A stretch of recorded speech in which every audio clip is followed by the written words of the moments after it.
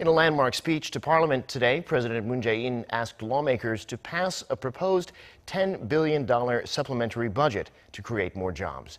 In his nationally televised address, the president said if the current unemployment rate and the widening distribution gap continue, the country may face an economic crisis bad enough to be considered a national disaster. Our Hwang Hojun has the highlights from the speech. The president's speech Monday was historic on the surface for a couple of reasons. One, it was the soonest any Korean president has ever given an administrative policy speech, coming just over a month since his inauguration. And in the history of the Republic of Korea, it was the first presidential address to Parliament regarding a supplementary budget.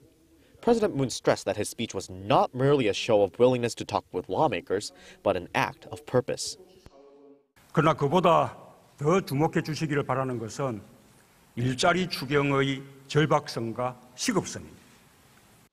Using PowerPoint slides as visual aids, the president emphasized that the country's jobless rate came to 4.2% last month, while the unemployment rate for young people, aged between 15 and 29, reached 11.2%, the highest tallied for April since 1999. He also addressed the widening income gap causing unforeseen economic inequality. The president said the supplementary budget of about $10 billion is not a panacea for the current situation, but a primer to resolving the situation.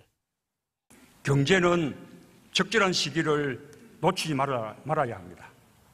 호미로 막을 일을 가래로 막아야 할지도 모릅니다. If approved by the Assembly, the additional budget will be allocated to different areas, including, but not limited to, creating up to 110,000 new jobs in both the public and private sectors, helping parents with some of the burden of childcare, especially women, supporting senior citizens when it comes to health and work, and reinforcing public safety.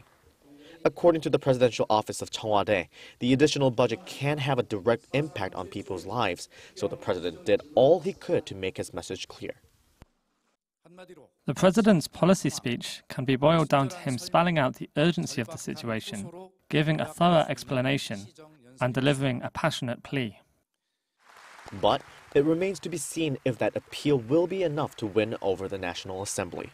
Hwang Hojun, Arirang News.